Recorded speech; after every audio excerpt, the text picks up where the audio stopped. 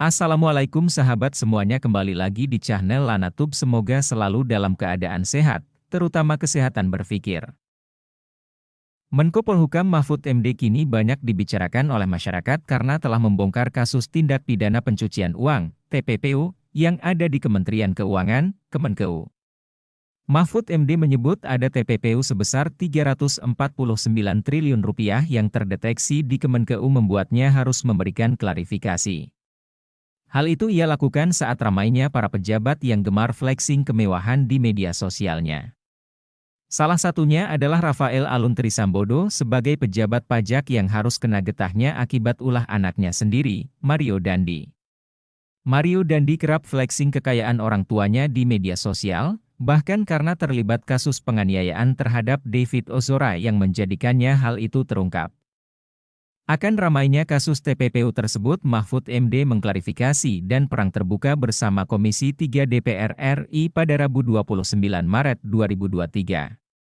Ia menjelaskan soal kecurigaan dana yang lebih dari 300 triliun rupiah itu bernaung di Kementerian Keuangan. Tak hanya klarifikasi soal kasus dugaan TPPU, Mahfud MD banyak diserang oleh para anggota DPR ketika rapat berlangsung, salah satunya oleh Arteria Dahlan. Arteria Dahlan mengancam untuk memperkarakan Mahfud MD atas kasus dugaan TPPU tersebut.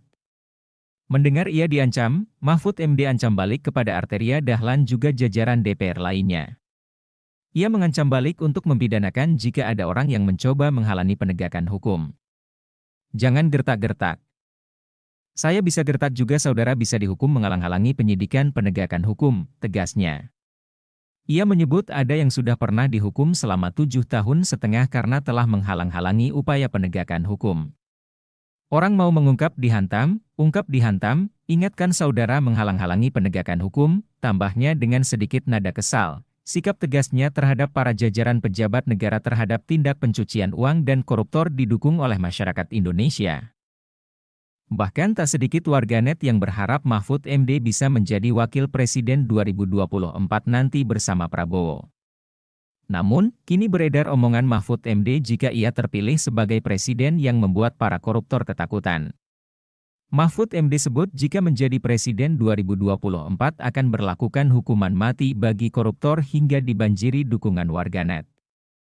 Dilansir dari salah satu akun TikTok, ia mengatakan rencananya jika menjadi presiden adalah dengan berlakukan hukuman mati.